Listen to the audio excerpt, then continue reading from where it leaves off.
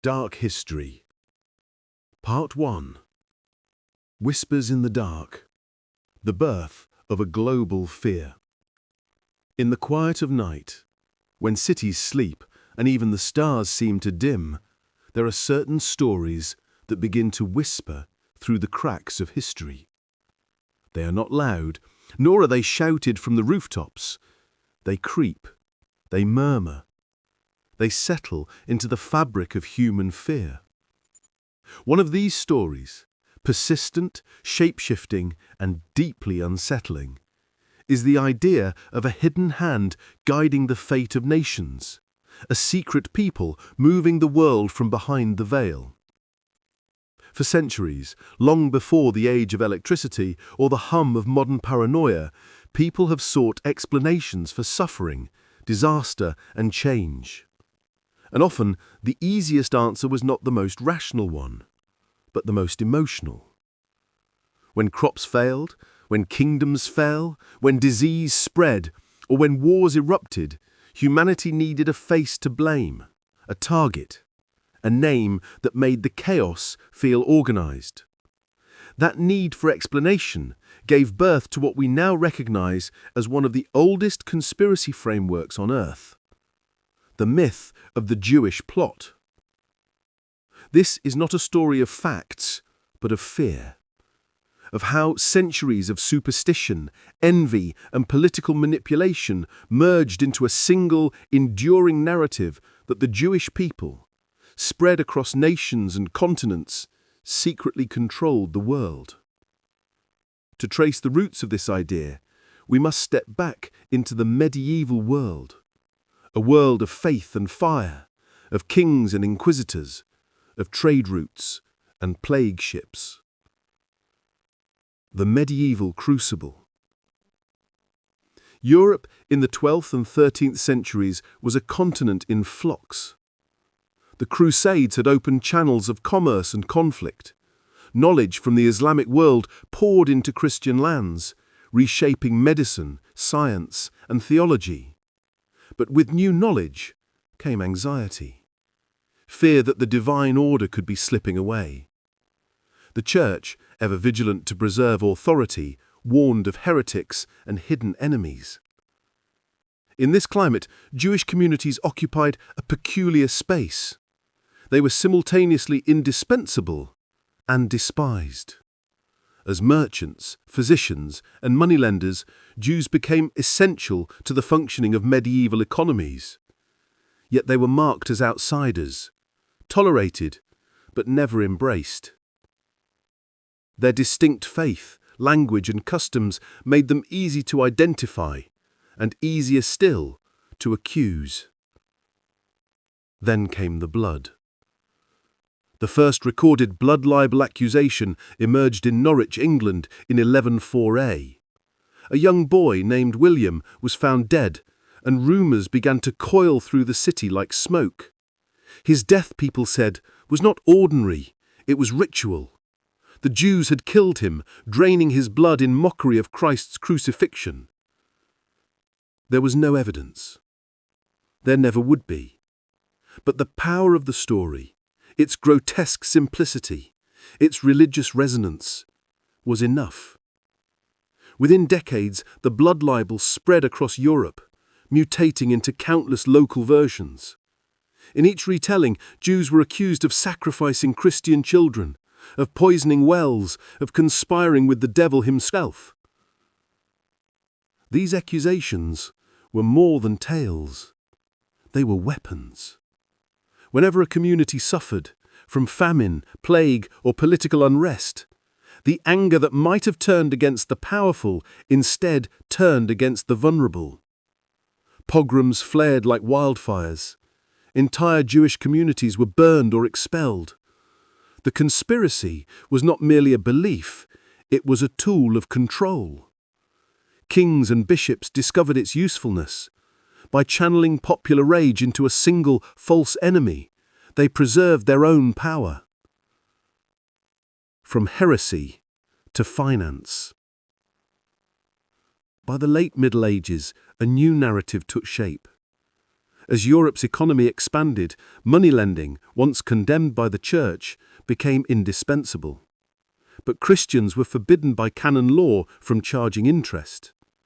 Jews outside the Church's jurisdiction filled the economic niche. They became the moneylenders of monarchs, the bankers of cities, the accountants of empires. This arrangement bred dependency and resentment.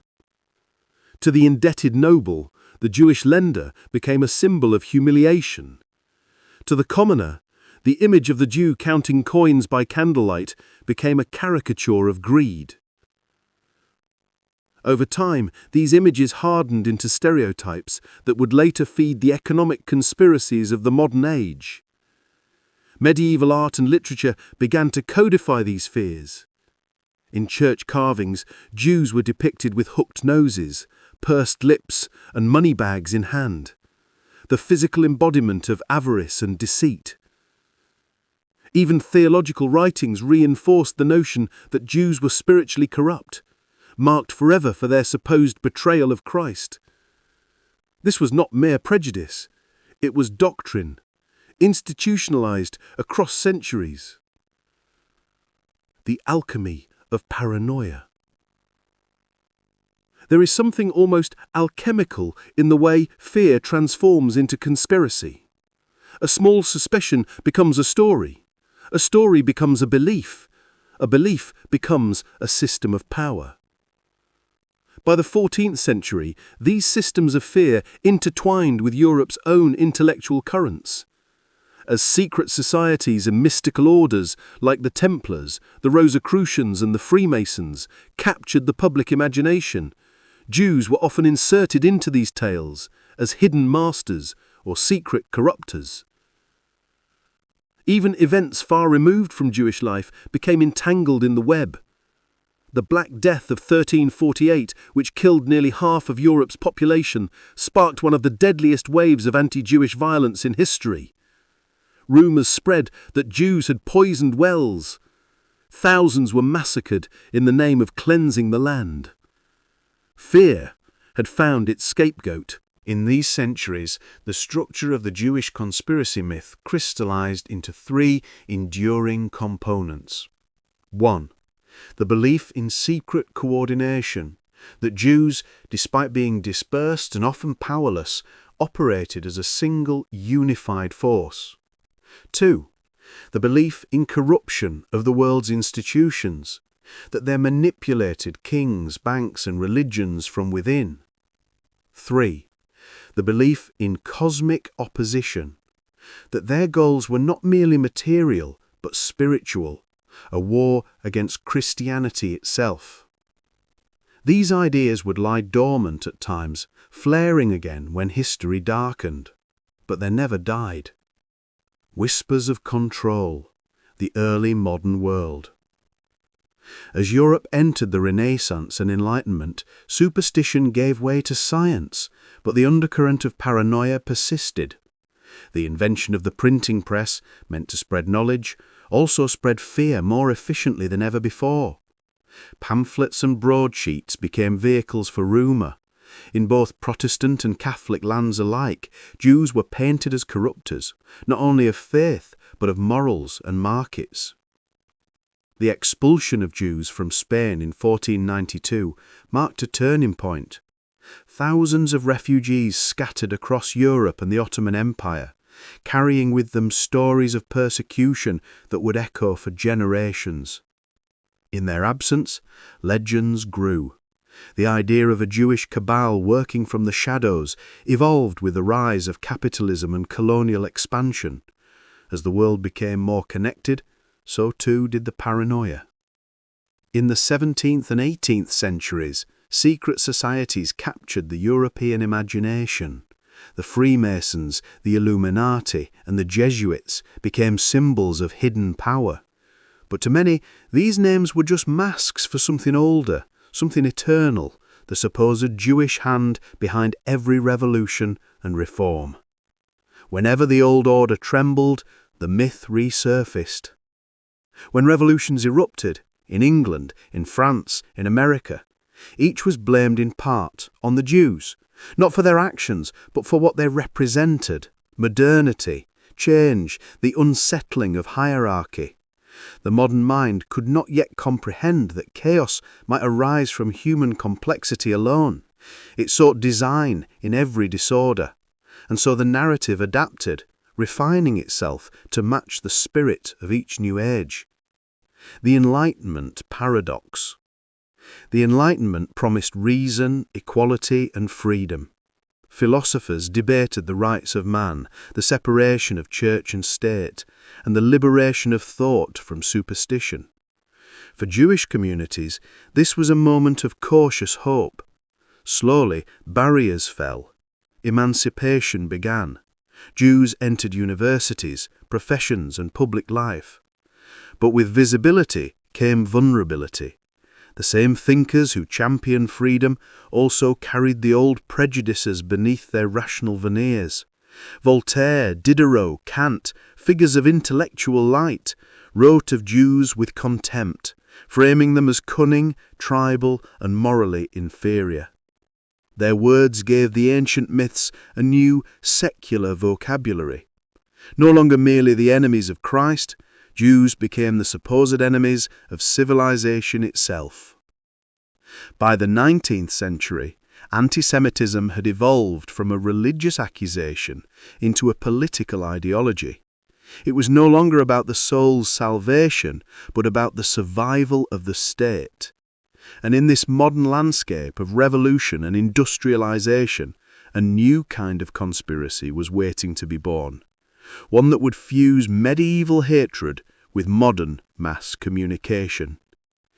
In the dim corridors of Tsarist bureaucracy, a document was being forged, one that would turn whispers into a worldwide roar. Part 2.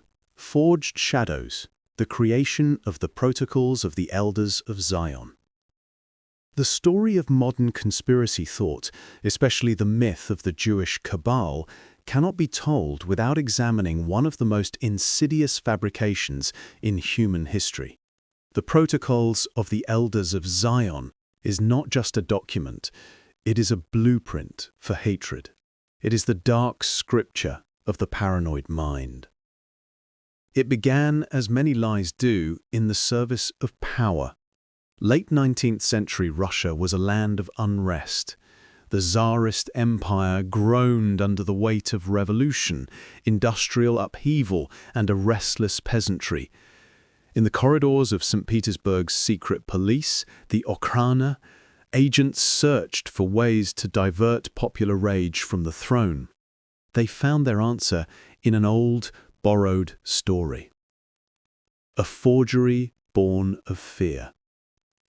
In 1868, a German novelist named Hermann Goetsche published a work of fiction titled Biarritz.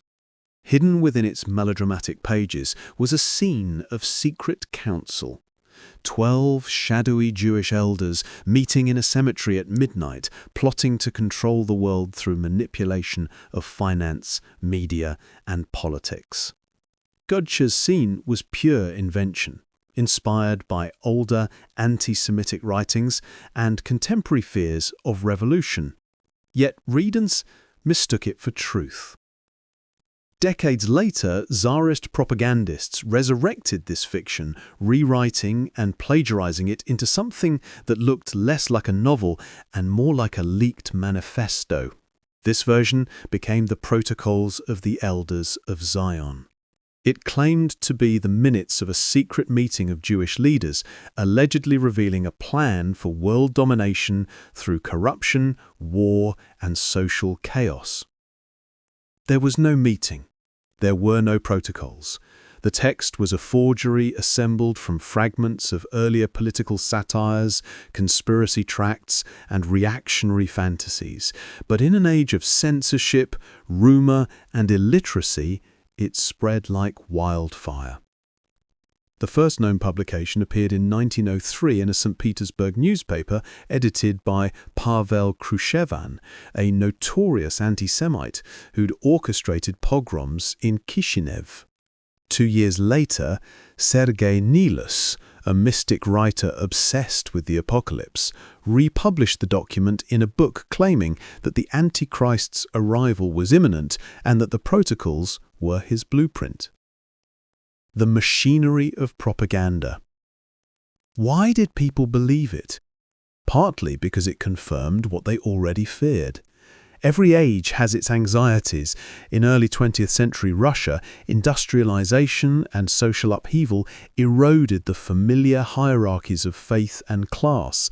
Jews, visible, urban, educated, often middle class, became the convenient face of change. The protocols offered a simple explanation for complex transformations. Factories, revolutions, banks, and newspapers were not signs of modernity, they were proof of manipulation. After the 1917 Bolshevik Revolution, the document took a second life. Tsarist exiles, desperate to explain their downfall, carried it across Europe, claiming that communism itself was a Jewish invention. The myth now expanded from an internal scapegoat to a global phantom. In France, the protocols found eager readers among monarchists and right-wing Catholics. In Germany, they were adopted by nationalists searching for someone to blame for defeat in World War I. And in 1920, they crossed the Atlantic, finding a publisher in none other than Henry Ford. The industrialization of hatred. Henry Ford's Dearborn independent newspaper serialized the protocols under the title The International Jew, the World's Foremost Problem. Hundreds of thousands of copies circulated across America, reprinted in multiple languages. Ford's money gave the forgery new legitimacy. His fame transformed it from a marginal obsession into a mainstream talking point. Jewish organizations protested. Scholars debunked the document's plagiarism, tracing entire passages back to Maurice Joly's 1864 political satire Dialogue in Hell between Machiavelli and Montesquieu, a work about Napoleon III, not Judaism. But logic rarely dismantles belief. The protocols endured, circulating in underground presses, sermons, and speeches. Adoption by the Reich. In the 1920s, Adolf Hitler encountered the protocols while crafting his own worldview. He described them as genuine, calling them evidence of an international Jewish threat. In Mein Kampf, he wrote, "The best proof that they are genuine is that what it describes is actually happening before our eyes." It did not matter that they were false. What mattered was that they felt true. Under Nazi rule, the protocols became required reading in schools and military academies. They were distributed at rallies, printed in newspapers, and woven into the curriculum of hatred. For millions, they became the scripture of suspicion, providing moral justification for discrimination, segregation, and genocide. It is chilling to think that a single forged manuscript, born from plagiarism, nurtured by propaganda, helped legitimize one of the darkest atrocities in human history. But that is the nature of conspiracy. It does not need evidence. It needs emotion. A lie that would not die. After World War II, the protocols were publicly exposed as fraudulent by countless investigations. In 1921, journalist Philip Graves had already proven their plagiarism in The Times of London. Later, the Nuremberg trials referenced them as examples of Nazi deceit. Yet even exposed, the forgery refused to die. Its longevity lay not in its words, but in its utility. In the Cold War era, Arab nationalists republished the protocols as evidence of Zionist plots against Islam. In Egypt, Syria, and Saudi Arabia, government-owned presses reissued them, often under official endorsement. The story adapted once again, no longer framed around Tsarist paranoia, but around anti-imperial struggle. By the 1980s, the protocols appeared in Iranian pamphlets, American militia manifestos, and far-right newsletters alike. Today, the document exists in the digital ether, PDFs, videos, and memes spread by people who may never have opened a book, but who believe passionately that they have uncovered hidden truth. In corners of the internet where rage festers unchecked, the language of the protocols still echoes. Globalist elites, media puppeteers, financial overlords. The names have changed, but the structure remains identical. Anatomy of a forgery. To understand the power of this myth, it helps to look at the architecture of the text itself. The protocols are not coherent as a plan. They are a fever dream masquerading as logic. Their structure resembles a confession more than a strategy, a projection of the author's own authoritarian fears. Each protocol describes methods for manipulating public opinion, destabilizing governments, and controlling wealth. Yet their tone reveals deep anxiety about the very tools of modernity: democracy, free press, secular education. The text portrays progress as deception, freedom as chaos, and reason as weakness. The elders are said to control both sides of every conflict, funding revolutions and counter-revolutions alike. The world in this vision is a puppet stage, and humanity dances to hidden strings. To readers who already felt powerless amid modernity's upheavals, the document offered catharsis. It told them, "You are not confused. Someone did this to you." That reassurance, false but comforting, made the protocols immune to debunking. When critics proved it a forgery, believers only grew more certain. Of course they would deny it, they said. That's what the conspirators want us to think. A closed circle of thought, perfectly sealed. The legacy of the leaf. Every era since has found its own version of the protocols.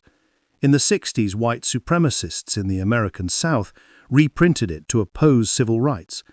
In the 90s, militia groups invoked it to explain globalization.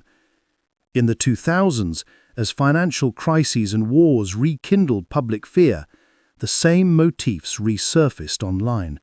Bankers, globalists, media cabals. The names shift shape like smoke finding new cracks to enter.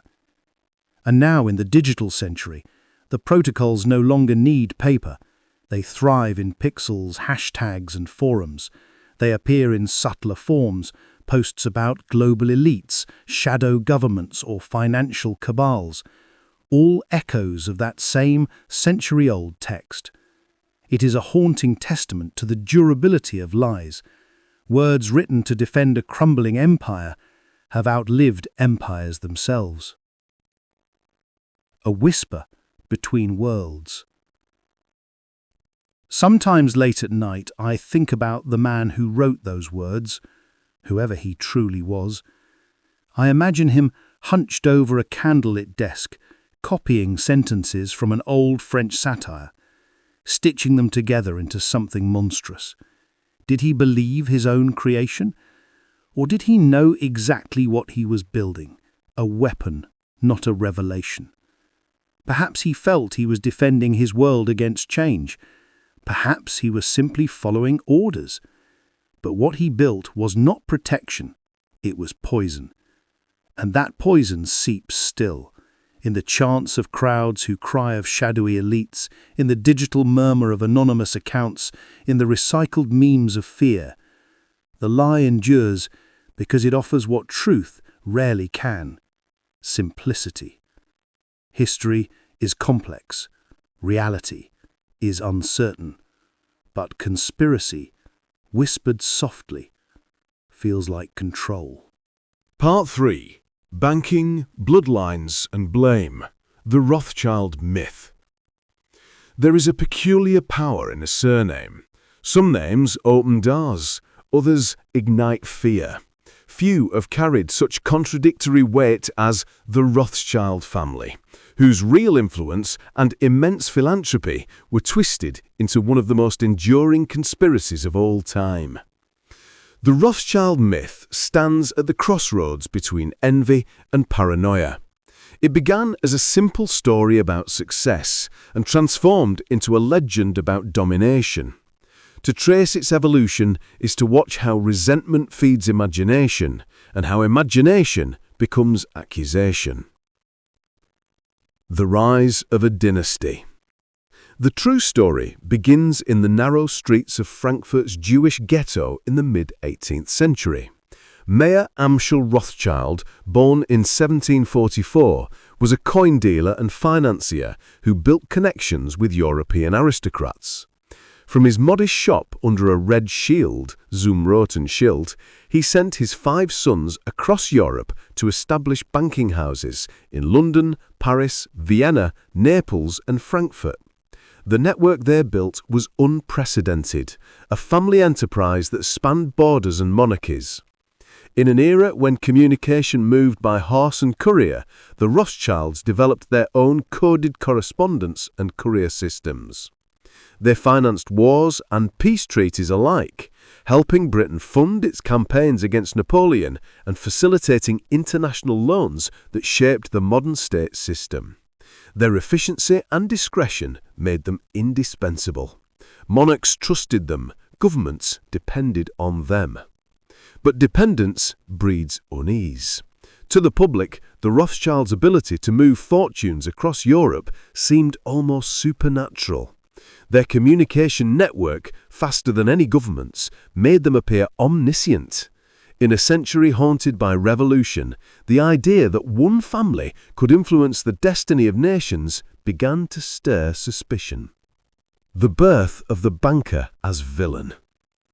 By the early 19th century, political pamphlets and satirical newspapers portrayed the Rothschilds as puppet masters of Europe. Cartoons showed Nathan Rothschild clutching the British crown, while others depicted the family counting gold as kings bowed before them. Anti-Jewish sentiment gave these caricatures their charge. Wealth was no longer neutral, it was racialized. Even their real achievements became proof of imagined crimes. When the Rothschilds funded railways, critics said they were binding nations in invisible chains. When they underwrote peace treaties, detractors claimed they engineered wars for profit. Every act of commerce became a move on a hidden chessboard. The family's Jewishness was central to the myth. In Christian Europe, centuries of religious antisemitism had primed the imagination for a new kind of accusation. That Jews, through modern finance, were taking revenge on Christianity itself. Thus, the Rothschilds were cast not merely as bankers, but as symbols of a transnational Jewish conspiracy. The power of numbers and narrative. The Rothschild myth stood a cup because it offered a compelling narrative structure. History's chaotic, but stories crave order. When revolutions erupted or markets collapsed, the simplest explanation was the most seductive. Someone must have planned it. And the Rothschilds, with their invisible network and imaginable wealth, fit the role perfectly. The early 19th century saw an explosion of political propaganda that linked economic suffering to Jewish financiers. Writers like Georges Darnevel and anti-revolutionary clerics across Europe produced tracts alleging that the Rothschilds manipulated nations through debt. Their claims were wildly inconsistent, accusing the family of supporting both monarchies and revolutions, but consistency was irrelevant. The myth fed emotion, not logic. The structure of these accusations mirrored religious patterns, the Rothschilds as false gods, controlling fate, their wealth as forbidden power, their secrecy as blasphemy. Banking, once mundane profession, became a moral allegory for corruption. And because the Rothschilds were real, wealthy, visible, successful, the fiction had a living anchor. Napoleon's defeat and the seed of legend. One of the most famous legends surrounding the Rothschilds concerns the Battle of Waterloo in 1815. According to myth, Nathan Rothschild received news of Napoleon's defeat before the British government and used that information to manipulate the stock market, selling government bonds to spark panic, then buying them back at a profit once victory was confirmed. This story, repeated endlessly through newspapers and gossip, had no factual basis. Records show that Rothschild's financial dealings during that period were cautious and aligned with official channels. But the legend was irresistible. It painted him as a financial magician who could turn the tide of nations with a whisper. Even after historians debunked it, the tale lived on, resurfacing in countless anti-Semitic pamphlets. Its appeal lay in its moral simplicity. To believe the story was to believe that wealth and deceit were one and the same, that success itself must be evidence of manipulation. In that sense, the Rothschild myth became a reflection of society's discomfort with capitalism and its need to locate blame for inequality. From banker to boogeyman.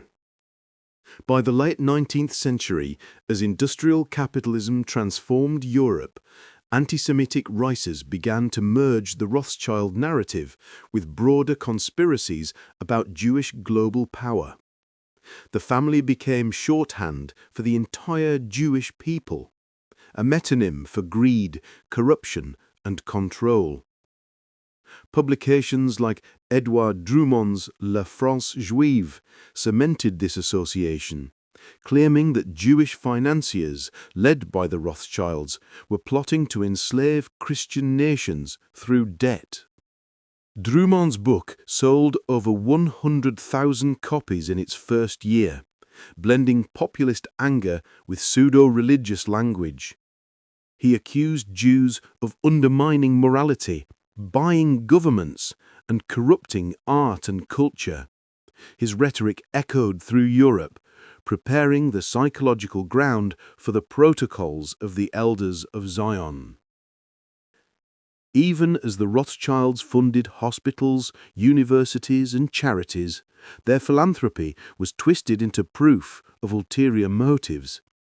In conspiracy logic, generosity is never genuine. It is camouflage. Every donation became a transaction, every act of kindness a cover for domination. The Rothschilds in the Age of Empires. When Europe expanded into colonies, the family's international reach became further evidence of control. In newspapers from London to Cairo, writers claimed the Rothschilds financed both colonizers and rebels, playing both sides to profit from blood and empire. The myth adapted easily to geography, thriving wherever inequality and resentment brewed.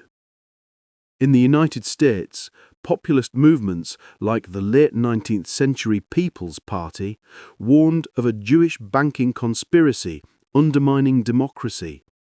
Pamphlets recycled European anti-Semitic imagery, merging old religious stereotypes with modern economic anxiety.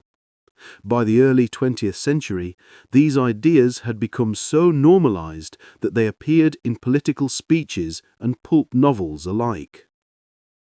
The persistence of the image. The 20th century brought new crises, wars, depressions, revolutions, and the Rothschild myth evolved with each one. Nazi propaganda presented the family as the archetype of the international Jew, the invisible architect of both capitalism and communism. In posters and films, caricatures of hooked-nosed bankers counting gold coins became symbols of everything Germans were told to hate. When Hitler spoke of global financiers and parasites, he invoked the Rothschilds without naming them, relying on an image already engraved in the public mind. After World War II, as anti-Semitism was publicly discredited, the myth retreated underground, but never vanished. In the countercultural movements of the 60s, it reappeared under new labels: the military-industrial complex, the international elite, the Bilderbergers. In each reincarnation, echoes of the Rothschild narrative lingered. the belief that an unseen financial dynasty controlled the world's fate. In the 21st century, digital media revived it yet again. Posts about Rothschild bankers circulate on forums, social networks, and video platforms. Some present as jokes, others as revelations. They link the name to everything from climate change policy to cryptocurrency, from pandemics to space exploration. The myth, once printed in pamphlets, now travels at the speed of light. Why it endures. The persistence of the Rothschild conspiracy reveals less about the family and more about human psychology. Conspiracies flourish when reality feels unstable. They offer cohesion when the world seems chaotic, and they identify villains when suffering feels impersonal. Wealth inequality, political corruption, and rapid technological change all fuel this hunger for simple narratives. But beneath the surface lies something older, a need for moral structure. The myth of the Rothschilds is not just about money, it is about guilt.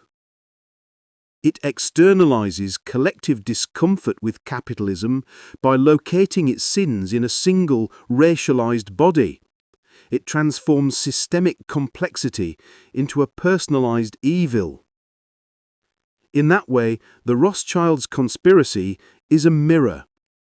When we stare into it, we see not a family controlling the world, but a world terrified of its own creation. A whispered reflection. Sometimes I imagine what Meyer Amschel Rothschild would think if he could see the myths that bear his name. Would he laugh, bewildered that his descendants became phantoms in the world's nightmares? Or would he weep, knowing that success had been twisted into sin? Perhaps he would understand. History, after all, has never been kind to those who prosper outside the circle of power. The Rothschilds became symbols not because of what they did, but because of what others needed them to represent. And so the whisper continues, the echo of coins clinking in candlelight, the murmur of envy in the dark. It tells a story older than any bank ledger, older even than the red shield that gave the family its name. A story about fear and the shadows we cast upon those we choose to call powerful. Part 4. From Tsar to Twitter, the evolution of conspiracy. Conspiracies, like rivers, do not end. They branch, they split, they merge again. The myth of a secret Jewish hand steering the world did not die with the empires that birthed it. It adapted. It survived revolutions, world wars, and even the information age that promised to banish ignorance forever. Every new medium, radio, film, television, and finally the internet, breathed fresh life into the old story. And with each retelling, the myth found new masks, new enemies, and new believers. The fall of empires, the rise of paranoia. The early 20th century was a century of implosions. The Russian, Ottoman, Austro-Hungarian and German empires, all ancient and vast, collapsed within a generation. Each left behind economic wreckage and psychic confusion. People searched for explanations, and conspiracy theories offered them structure. In the ruins of Tsarist Russia, exiled aristocrats blamed Jews for the Bolshevik Revolution. In the bitterness of post-war Germany, nationalists blamed them for defeat and inflation. In the United States, populist movements imagined Jewish financiers pulling strings behind Wall Street. The same old patterns repeated with modern vocabulary. The medieval Jew accused of poisoning wells became the cosmopolitan banker corrupting markets. The ritual murder myth transformed into the idea of cultural subversion, and the whisper of secret councils became the bureaucratic phrase of a Zionist occupation government. The interwar echo. Between the world wars, anti-Semitic propaganda flourished. Leaflets and journals recycled the protocols of the Elders of Zion. Radio hosts read passages aloud as if quoting divine scripture. Far-right organizations in Britain, France, and America adopted the same vocabulary of corruption and control. In Germany, Hitler's regime fused these threads into a total ideology, blaming Jews not only for capitalism but also for communism, a paradox that made perfect sense to the conspiratorial mind. After 1945, when the horrors of the Holocaust were exposed, open anti-Semitism became publicly shameful. But the language of conspiracy merely changed its wardrobe. The phrase international Jewry faded, replaced by terms like globalists, bankers, and cosmopolitan elites. The story remained, now encoded. The Cold War mutation. During the Cold War, two vast powers divided the world, and conspiracy narratives adapted to both. In the Soviet Union, state propaganda blamed Zionists and rootless cosmopolitans for betraying socialism. In the West, far-right groups claimed communism itself was a Jewish plot. Each side projected its anxieties onto the same phantom enemy. The paradox deepened. Jews were accused of masterminding both capitalism and communism, both Wall Street and the Kremlin. Meanwhile, in the Middle East, the establishment of Israel in 1948 sparked a new iteration of the old myth. Arab nationalists, humiliated by military defeat, adopted the protocols as political truth, presenting Zionism as a global conspiracy against Islam. Governments distributed the text through schools and media. Its language fused seamlessly with anti-imperialist rhetoric. Colonialism, Zionism, capitalism, all blended into one shadowy network. By the 70s, the narrative had global reach. It existed simultaneously in Soviet pamphlets, Arab broadcasts, and American extremist newsletters. The myth had no center, it was a viral code, replicating itself wherever social tension invited blame. The age of broadcast paranoia. The rise of television and mass media promised transparency but delivered spectacle. As the world grew visually connected, conspiracy thinking found a new stage. Programs about UFOs, secret societies, and hidden governments blurred fact and fiction. Documentary aesthetics gave wild speculation the sheen of evidence. Every image of a closed-door meeting, every shot of a skyscraper boardroom could be repurposed into a symbol of hidden control. During the 80s, the rhetoric of anti-Semitic conspiracy intertwined with the emerging New World Order narrative. Evangelical preachers and survivalist broadcasters warned of a coming global government, one that would abolish national sovereignty and impose a single currency, a single religion, and a single rule. The villains of these stories were never explicitly Jewish, but their descriptions, the financiers, the media barons, the internationalists, were familiar echoes. Then came the Internet. Digital resurrection. The first online message boards of the 90s and early 2000s became laboratories for the digital rebirth of old paranoia. Users traded scanned pamphlets, secret documents, and grainy videos, claiming to reveal the real power structure of the world. The speed of information had multiplied, but so had the speed of misinformation. The protocols reappeared in downloadable form, hosted on fringe websites. The Rothschild myth resurfaced in forums discussing 9/11, global banking, and the Federal Reserve. Memes condensed centuries of hatred into shareable images, a pyramid, an all-seeing eye, a banker's hand gripping the globe. Every repost made the fiction feel truer. What changed was not the substance of the myth, but its style. Instead of quoting ancient texts, believers now used data aesthetics, charts, infographics, red strings on digital corkboards. The language of conspiracy absorbed the language of investigation. It felt analytical, almost scientific, But beneath the numbers lurked the same old suspicion that somewhere a small group, often coded as Jewish, controlled everything. Social media, the echo chamber of belief. Social media was meant to democratize knowledge, but it also democratized delusion. Algorithms designed to maximize engagement learned an ancient secret. Outrage spreads faster than understanding. Every post, every video that provoked fear or anger was rewarded with visibility. Conspiracies thrived in this ecology. Users drawn in by harmless curiosity, who really owns the banks, or is there a shadow government, found themselves funneled into radical communities. There, the language shifted subtly. Global elites became Zionist financiers. Cultural decay became media manipulation. Words changed, but meaning persisted. By the late 2010s, a new mega-conspiracy had emerged, QAnon. Though it rarely named Jews explicitly, its narrative of a satanic cabal controlling politics and media recycled antisemitic structure wholesale. The blood libel returned in digital form.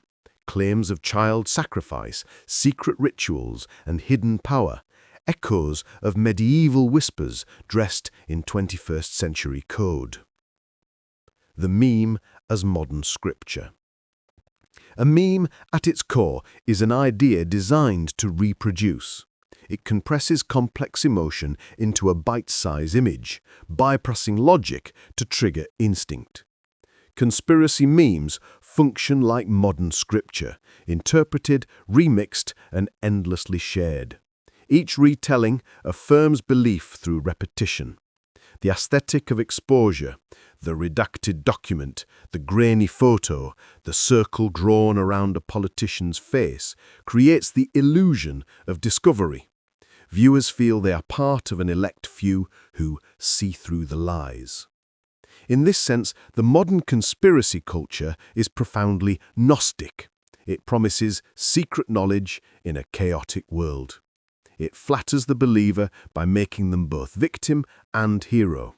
And just as the protocols offered early readers a script for understanding history, today's digital conspiracies offer a framework for interpreting every headline, every crisis. Continuity through code. To trace the genealogy of anti-Semitic conspiracy from Tsar to Twitter is to watch a myth adapt like a living organism.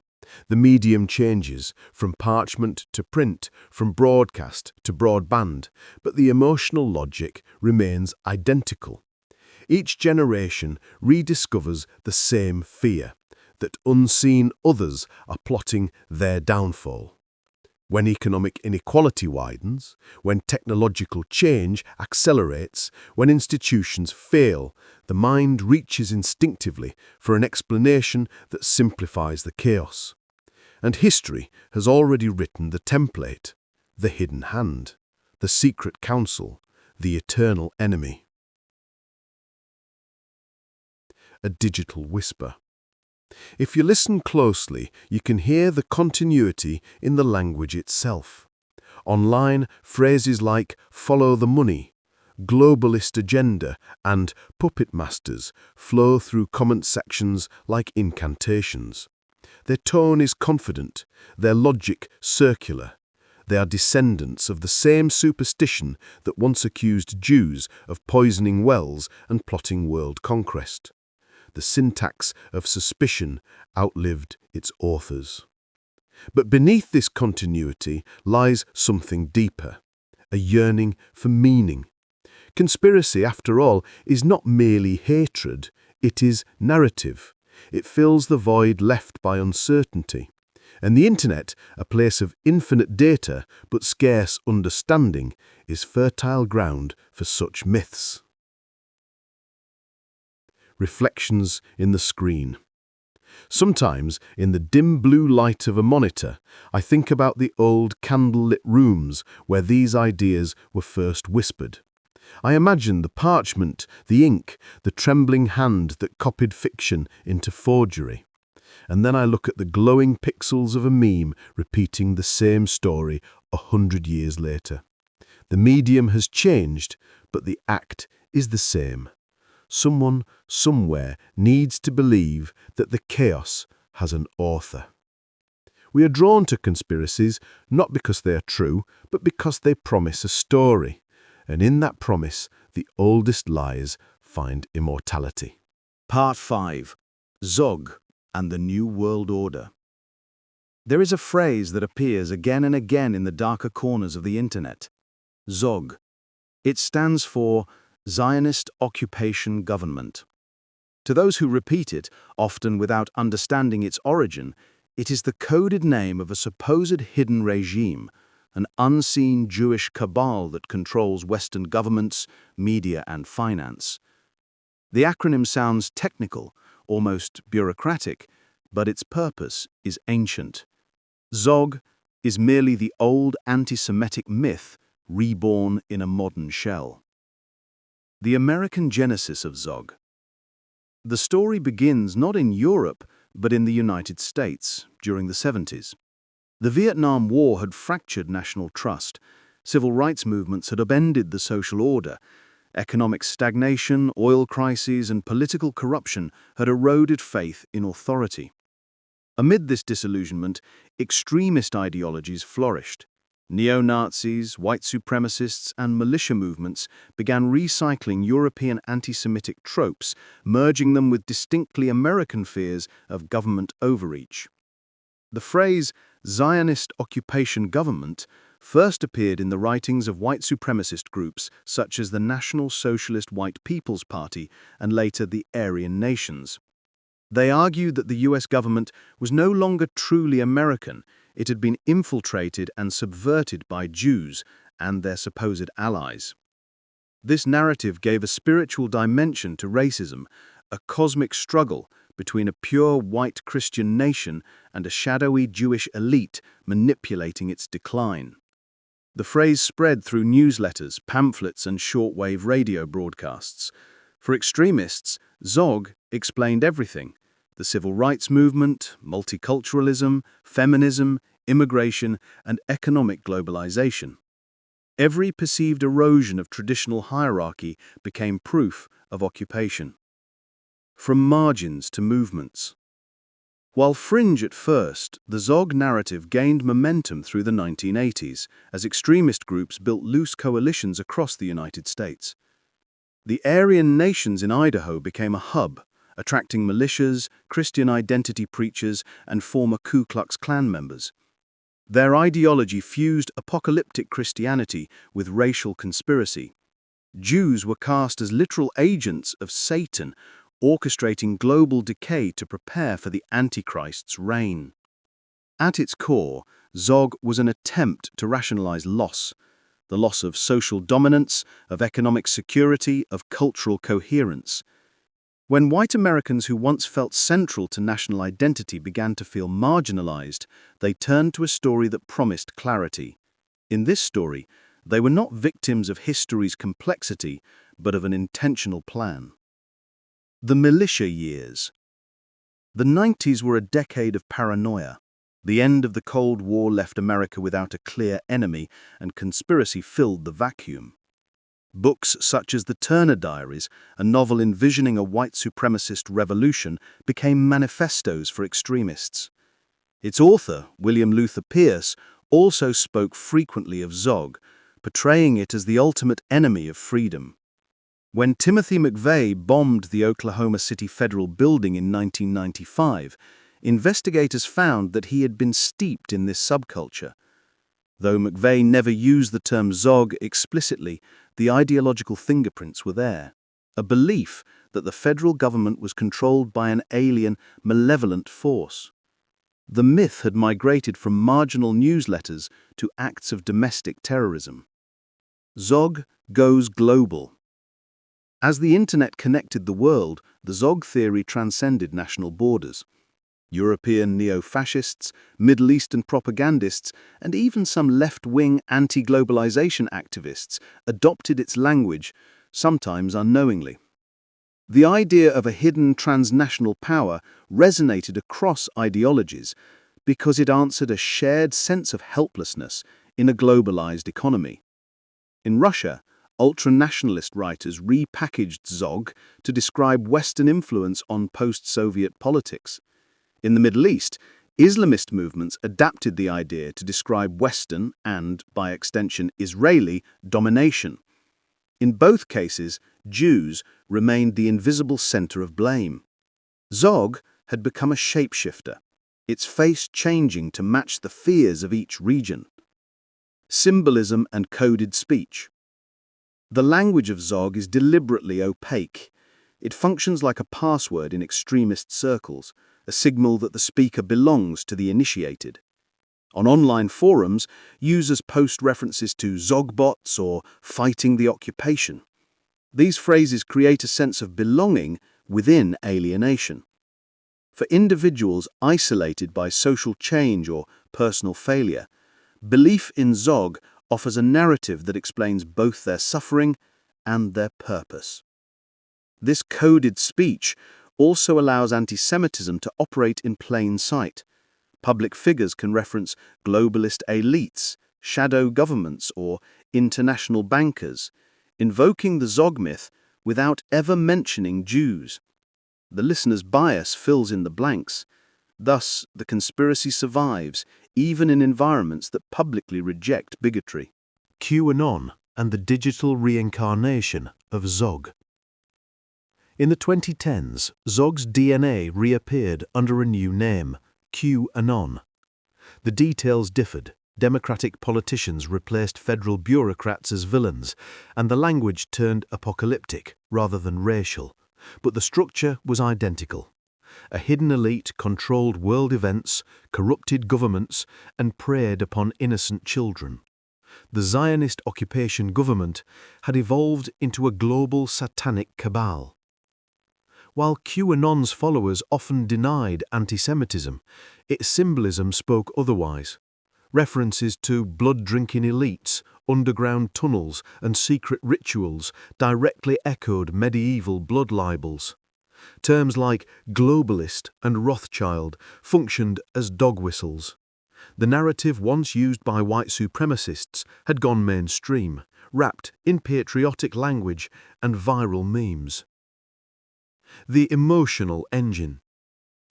Zog, like all enduring conspiracies, thrives because it translates anxiety into meaning. Economic inequality, cultural diversity, political polarization, all are overwhelming phenomena. The human mind seeks coherence, and conspiracy delivers it cheaply. It transforms randomness into design, failure into persecution, and fear into identity. Belief in Zog also offers moral clarity. In a world where guilt and responsibility are shared, the myth isolates evil in a single external force. It flatters believers as righteous warriors, fighting corruption from within. And in online spaces where outrage is currency, the emotional simplicity of this story ensures its survival. The cost of belief. The Zog conspiracy is not harmless rhetoric. It has inspired violence, from synagogue shootings to militia uprisings. It fuels anti-Semitic harassment campaigns, doxing, and real-world intimidation. Each time it spreads, it deepens the rift between citizens and institutions, feeding cycles of distrust that erode democracy itself. What makes Zog particularly insidious is that it can absorb any evidence against it. If a government policy benefits Jews, it is proof of control. If it harms them, it is misdirection. The theory is self-sealing, impervious to disproof. Its believers inhabit a world where coincidence does not exist. A whisper beneath the noise. If you stand at the edge of the digital sea, where message boards flicker like campfires, you can still hear it. The same whisper that once echoed through Tsarist salons and Nazi rallies now hums through comment sections and live streams. It is the murmur of the eternal enemy, the comfort of a simple story. But beyond the hatred lies a deeper tragedy, the loneliness of those who believe. To accept Zog is to accept exile from reality itself.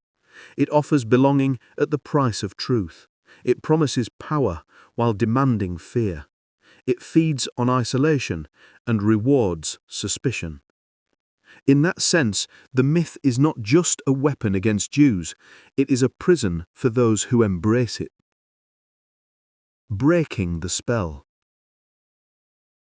Every conspiracy begins with a whisper. To end it, we must speak louder, not in anger, but in understanding. Education, empathy, and critical thought are the only tools strong enough to dismantle a century of illusion. The antidote to Zog is not silence, but clarity. The courage to name lies for what they are, and to recognize how they prey on the frightened and the lost. History has shown that hatred rarely dies. It mutates, hides, and waits for its next host. But awareness, true awareness, can inoculate the mind. It can turn the whisper into nothing more than noise. And perhaps one night, when the screens dim and the voice is quiet, the old myth will finally find no one left to believe it. Part 6. Digital Echoes. The Internet's Role in Reviving Old Hatreds. The digital age was supposed to enlighten us. Information would be free, knowledge universal, and truth self-correcting. But something else happened. The same networks that connected billions also reawakened ghosts long thought buried. Ancient conspiracies, once confined to fringe pamphlets and whispered rumors, found new life in fiber optics and algorithms. Among these resurrections, none have thrived more virulently than antisemitic narratives. The Internet, for all its promise, has become a perfect echo chamber for old hatreds. Every click and share magnifies what the human mind is already drawn to: fear, outrage, belonging. And when those emotions converge, the result is amplification of lies, of outrage, of hate. The digital mirror. Imagine standing in front of an infinite mirror, each reflection slightly distorted, each echo louder than the last. That is how misinformation works online. The story of Jewish conspiracy, with its centuries of accumulated imagery and emotional power, fits the architecture of the Internet. It thrives on repetition. It rewards suspicion. It flatters the believer. Social platforms were not designed for truth. They were designed for engagement. Algorithms learn by observing what keeps users scrolling. Fear does. Controversy does. Conspiracies do. When someone lingers on a post claiming to expose a shadow government or a globalist cabal, the system interprets that pause as interest. It responds by serving more of the same. Within weeks, an ordinary user can find themselves submerged in anti-Semitic networks without ever searching for the word Jew. The code doesn't hate, but it learns from those who do. The mechanics of amplification. The Internet's architecture gives ancient myths modern velocity. Consider the blood libel. In the Middle Ages, it spread from village to village by word of mouth. Now it travels across continents in seconds. A post on a conspiracy forum morphs into a viral video. A YouTuber references that video in a live stream. Influencers recycle it on podcasts. Each iteration loses a bit of its original form but gains reach. The result is a digital mutation, the same skeleton clothed in new language. Memes as modern hieroglyphs. The meme is the hieroglyph of the digital age. It compresses emotion, humor, and ideology into a single, shareable image. A picture of a puppet master, a smirking face labeled globalist, a pyramid topped by an eye. It's all shorthand for the same ancient suspicion that someone else, unseen and alien, controls your fate. What makes memes powerful is not their accuracy, but their ambiguity. A meme can be dismissed as a joke, defended as art, or embraced as truth, depending on the viewer. This flexibility makes them immune to criticism. They travel freely between irony and conviction, gradually eroding the boundary between them. A single image can do what entire pamphlets once did: plant a seed of doubt, nurture resentment, and connect strangers through shared suspicion. The algorithmic spiral. When conspiracy content performs well, algorithms push it further. The system rewards emotional intensity, and few emotions are stronger than outrage. Studies by digital ethnographers show that users exposed to conspiracy material often double down on engagement, commenting, arguing, sharing rebuttals that ironically boost the original post's visibility.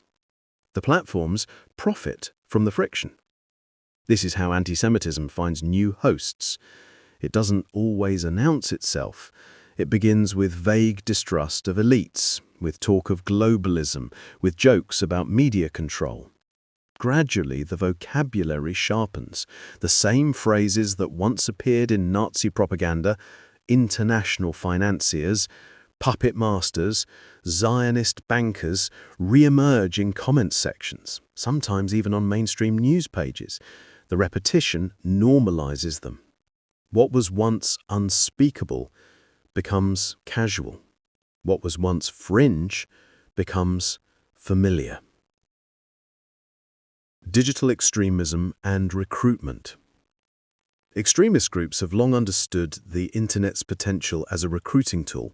Online communities allow them to bypass traditional gatekeepers of information, teachers, journalists, religious leaders, and speak directly to isolated individuals searching for meaning.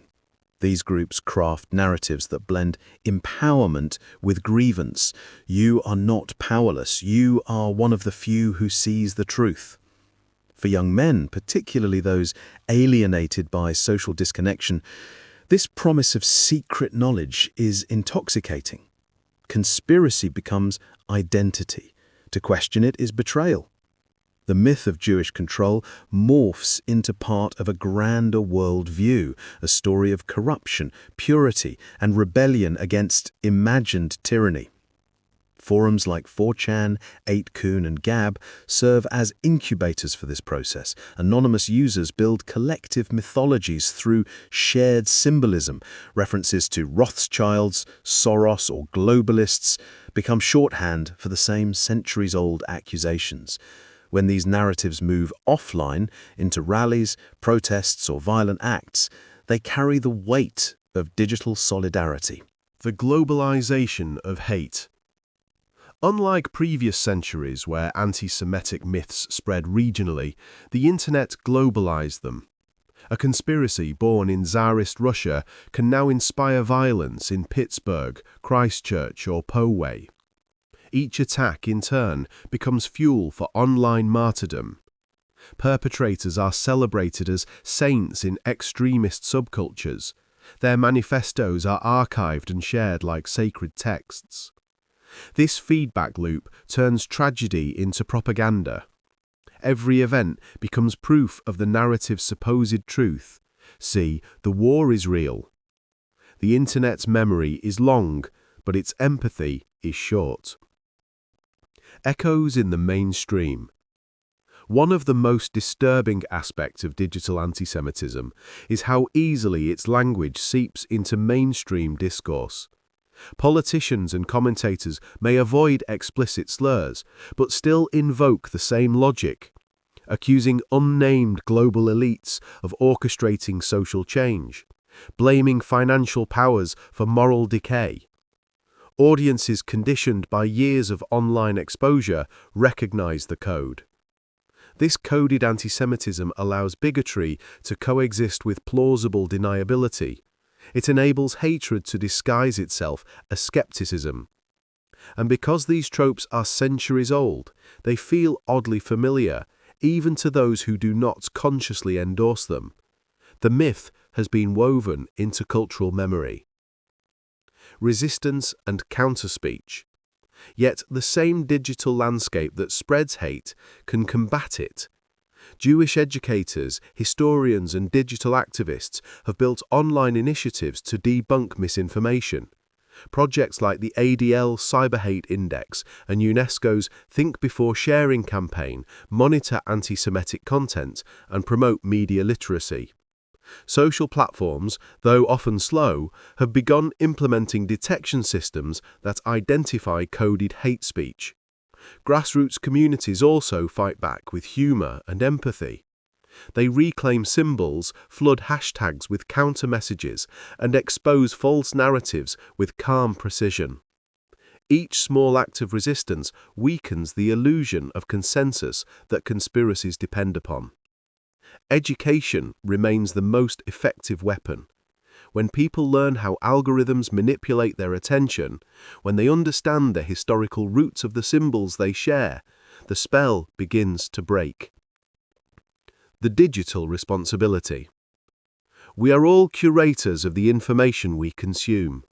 Each click, each share, each comment shapes the algorithms that define our world.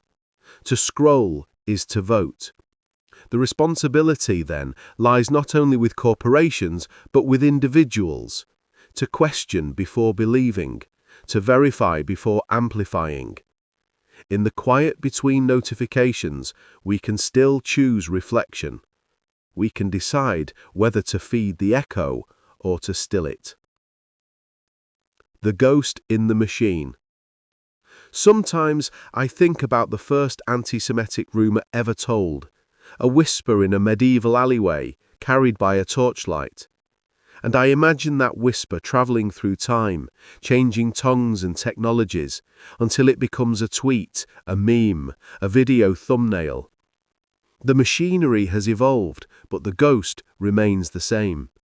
The myth has learnt to code. It hides behind irony, behind politics, behind screens. But it can still be heard if you listen closely enough. An old voice repeating the same refrain. They control everything. And just like always, it offers not truth, but comfort. The comfort of blame. Part 7. Faith, Fear, and Fire. Religion's role in the narrative. Religion has always been the crucible of humanity's deepest hopes and darkest fears. It binds us, comforts us, and gives meaning to the inexplicable. But it can also ignite suspicion and divide. Within that tension, between salvation and damnation, between chosen and cursed, anti-Semitic conspiracy theories found fertile ground. The myth of Jewish control did not begin with politics or finance. It began with faith. The sacred divide. In the earliest centuries of Christianity, Jews occupied a paradoxical place within the new religion's story. Jesus was born a Jew. His apostles were Jews. The scriptures that guided early Christians were Jewish texts. Yet as the Church sought to distinguish itself from its origins, it cast Judaism not as parent, but as rival. This rivalry birthed a powerful narrative that Jews had rejected Christ and thus stood eternally opposed to divine truth. The Gospels, written decades after Jesus' death, reflected theological tension more than historical fact. Verses like, "His blood be on us and on our children," Matthew 27:25, were later weaponized to assign collective guilt to all Jews. Over time, this guilt evolved from accusation to metaphysical destiny. The Jew was no longer merely a non-believer, but an agent of cosmic opposition, a figure whose existence testified to rebellion against God. This spiritual framing made anti-Semitism resilient. Political empires could fall, economies could change, but the idea of divine enmity endured. And it was this idea that would later merge seamlessly with secular conspiracies, providing them with moral fervor. The medieval church and the machinery of blame. By the Middle Ages, Christianity had become the dominant political force in Europe. Kings ruled by divine right, and the church's authority reached from cathedral to crown. In that system, dissent was sin, and sin needed a scapegoat. Jews living within Christian lands, yet outside its faith, were ideal candidates.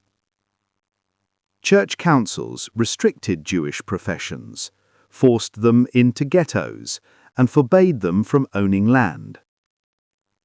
Theological writings described them as stubborn, blind, and spiritually corrupt. Visual art reinforced this idea. The ecclesia and synagoga motif, carved on cathedral doors, depicted the church as a proud, upright woman, and the synagogue as a blindfolded figure dropping her staff, a symbol of truth abandoned. The Crusades intensified the hatred. Preachers urging holy war against Muslims in Jerusalem also inflamed mobs against Jews in Europe. Entire communities were massacred on the way to the Holy Land. The logic was cruel but consistent. If Jews had killed Christ, then killing Jews was divine vengeance. When the Black Death struck in the 14th century, killing millions, panic turned to accusation.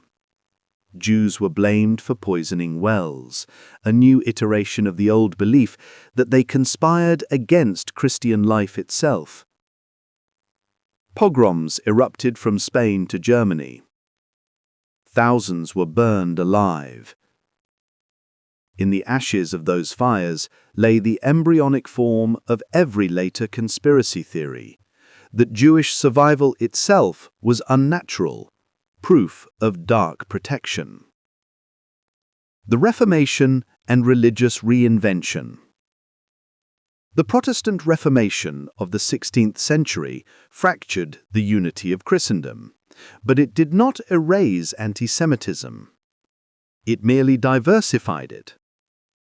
Martin Luther, whose early writings showed sympathy for Jews, turned venomous when they refused conversion. His 1543 pamphlet, On the Jews and Their Lies, became one of history's most influential anti-Semitic texts, calling for the burning of synagogues and destruction of Jewish homes. Luther's fury gave Protestant anti-Semitism a theological foundation separate from Rome.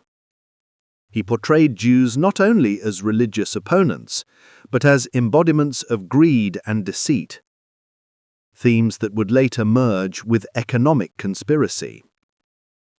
Both Catholic and Protestant found in the Jew a mirror for all that threatened their power: doubt, heresy, and modernity.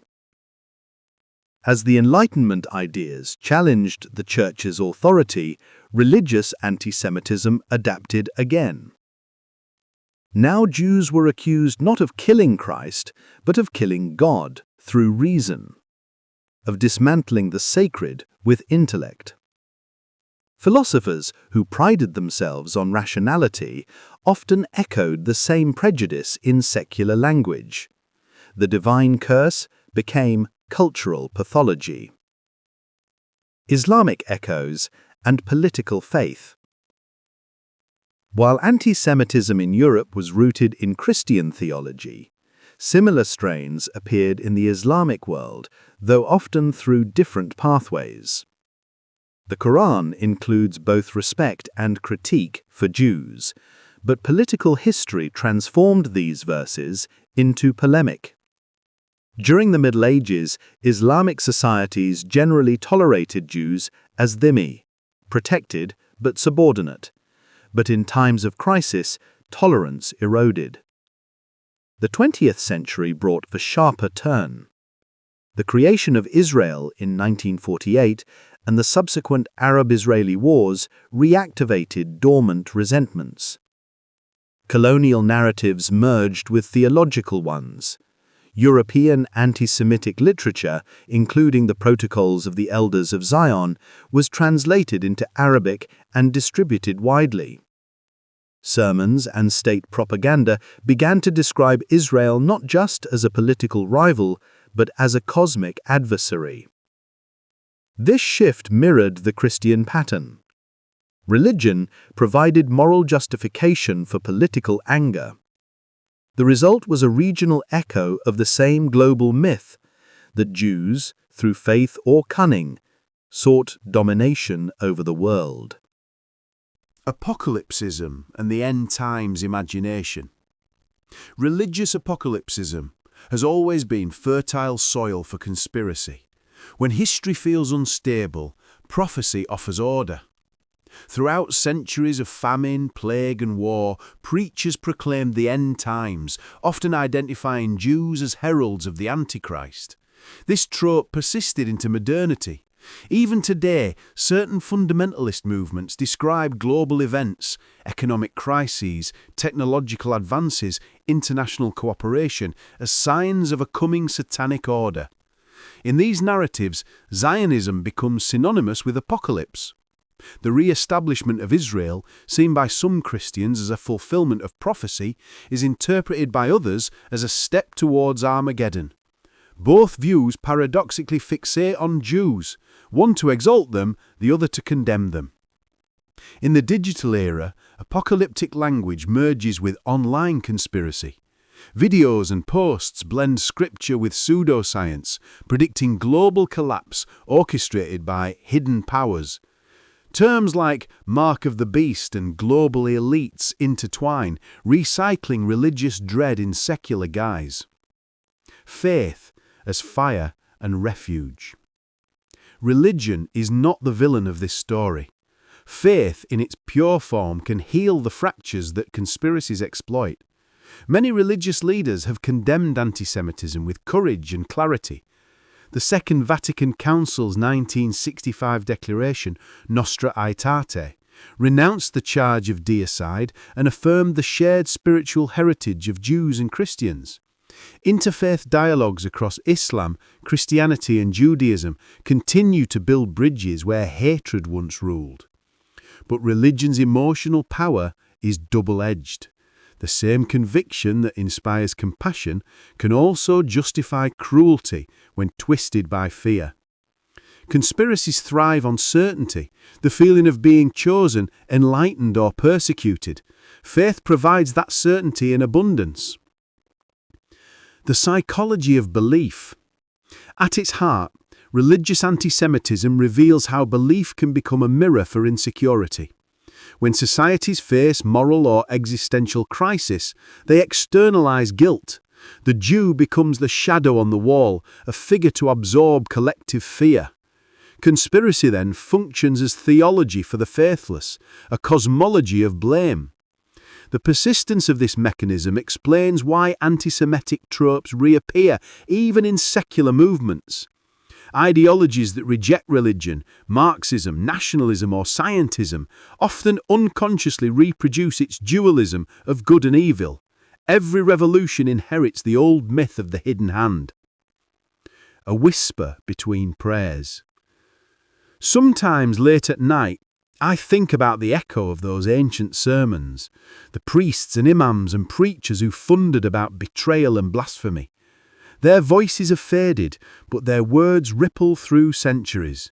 In modern language, in memes and slogans, their theology survives. Yet within every faith, there are also quieter voices, the ones that call for empathy, remembrance, and repair. Religion gave birth to the myth, but it can also write its ending. Through dialogue, education, and humility, faith can turn from fire to light. If there is any divine truth left in this story, it is that belief, unexamined, can blind, and belief, illuminated, can heal. Part 8. Far right, far left, extremes converge. For as long as I've studied the whispers that shape our world, one truth has unsettled me more than any other. Hatred doesn't live at one end of the spectrum. It thrives in the circle's meeting point, where opposites bend toward each other in their hunger for certainty. The far right and the far left, those who swear they share nothing, often find themselves echoing the same dark songs. And at the heart of those songs, old names return, old lies resurface. Jews once again become the imagined architects of corruption, the phantom thread running through every fear. The paradox of opposition. On the surface, the far right and the far left could not appear more different. One idolizes hierarchy, nation, and tradition. The other champions equality, rebellion, and change. But both share a fascination with purity, a longing for a world uncorrupted by hidden power. Both distrust the structures above them and the complexities within themselves. This shared distrust is where the ancient conspiracy finds new breath. For the far right, antisemitism is an old hymn. Jews are imagined as rootless cosmopolitans, manipulating borders, culture, and economy to destroy national unity. For the far left, the myth mutates. Jews become the symbol of global capitalism, the face of exploitation. One side accuses them of erasing identity, the other of enforcing it. The logic is contradictory, but emotion is not. Both need an enemy. And the same centuries-old figure, crafty, powerful, unseen, fits both needs perfectly. The far-right's resurrection of old ghosts. In modern far-right movements, anti-Semitic tropes have become coded language. Phrases like globalists, elites, and cultural Marxists circulate in speeches and online manifestos. They resurrect the protocols of the elders of Zion without naming it, dressing hate in the language of patriotism. I have read their posts late at night when the world is quiet. They don't scream, they whisper. They speak of defending tradition, of preserving culture, of protecting children. The tone is mournful, almost holy. They rarely mention Jews, but when they say them, everyone listening knows who they are. It is not ignorance that fuels them, it is nostalgia. They long for an imagined past of clarity and strength, a time before pluralism, before doubt. Conspiracy gives that past coherence. It tells them that modernity is not chaos, but corruption, and that purity can be restored if the hidden hand is cut away. In Europe and America, far-right groups cloak themselves in historical pride. They revere crusaders and soldiers, martyrs and symbols. Beneath the flags and rhetoric, the same emotional current hums, the fear of loss, the hunger for belonging, and the need to name someone responsible for the ache. The far left's mirror. The far left believes itself immune to prejudice. It sees fascism as its sworn enemy, yet it too has inherited the language of scapegoating. In radical corners of activism, anti-Semitism hides behind anti-capitalist critique. When corporations are personified as Rothschilds, when global media is described as Zionist propaganda, the myth breathes again.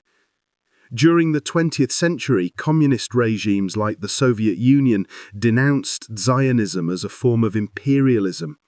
Under Stalin, campaigns against rootless cosmopolitans targeted Jewish intellectuals, accusing them of betraying socialism for personal gain.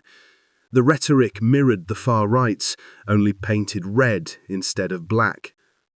Even today, in some activist circles, suspicion of Israel becomes indistinguishable from suspicion of Jews. Calls for justice blur into condemnation of an entire people. What begins as solidarity with the oppressed can twist into the oldest prejudice disguised as progress. It's a strange, painful irony. Both sides, claiming to fight tyranny, end up borrowing the tyrant's logic. Extremism's emotional grammar. Extremism, no matter its colour, speaks one emotional language. It simplifies, it divides, it transforms fear into morality and uncertainty into faith. The far right calls it tradition, the far left calls it revolution. But both crave purity, an imagined world cleansed of corruption. And purity always demands an impurity to destroy. Jews, historically associated with contradiction, both rich and poor, insiders and outsiders, ancient and modern, become the perfect scapegoat. Their existence refuses simplicity, and simplicity is what extremism hungers for. I sometimes think of it like gravity. Every ideology, when it becomes too heavy with certainty, bends inward. Its edges collapse until the light cannot escape. The result is the same dark sphere, dense, unyielding, and destructive. When belief becomes weapon. In the 21st century, far-right militias and far-left agitators both claim to oppose tyranny, yet both find themselves spreading the same vocabulary of hidden control. Online, they even share memes, quotes, and graphics, unaware of their mirrored origins. Each side believes it's exposing the other, when in truth, they orbit the same idea, that somewhere, beyond sight, a small group pulls every string. This narrative justifies violence. It gives moral permission to destroy. The far right storms synagogues and churches. The far left vandalizes institutions and silences speech. Both claim to fight oppression, and both leave fear in their wake. The cycle of paranoia. The tragic genius of conspiracy is that it can survive anywhere. The same lie can speak every language, wear every flag, adapt to every cause. It can thrive in faith and atheism, in capitalism and socialism, in nationalism and internationalism. Its true allegiance is only to itself. And so the cycle repeats. Each generation inherits the same script, edits a few lines, and performs it again. The audience changes, but the ending never does. Breaking the circle. There are nights when I sit with this history and feel its weight, a millennia of fear, prejudice, and misdirection. But then I think of the people who have broken the pattern, the journalists who debunk myths, the teachers who guide curiosity instead of rage, the listeners who choose compassion over certainty. We do not defeat conspiracy by shouting at it. We dissolve it by understanding why it feels so comforting, why it fills the empty spaces left by confusion and pain. We remind ourselves that truth is not simple and that complexity is not corruption. The circle only closes if we let it. A whispered goodbye. This is where our journey ends for now. We've walked through centuries of lies, through forgeries and wars, through pixels and pulpits. The story of Jewish conspiracy is not a single myth, but a mirror, reflecting how fear moves through time. It changes names, but never its nature. If you've followed me this far, take a breath. Let the tension ease from your shoulders. The world is heavy, but it's also full of light. Small truths scattered everywhere, waiting for us to notice. Keep questioning, keep learning, keep whispering the truth louder than the lies. And if these whispers have stayed with you tonight, then do one small thing. Like, subscribe, and share. Not for me, but for the light that grows every time knowledge is passed on. Sweet dreams.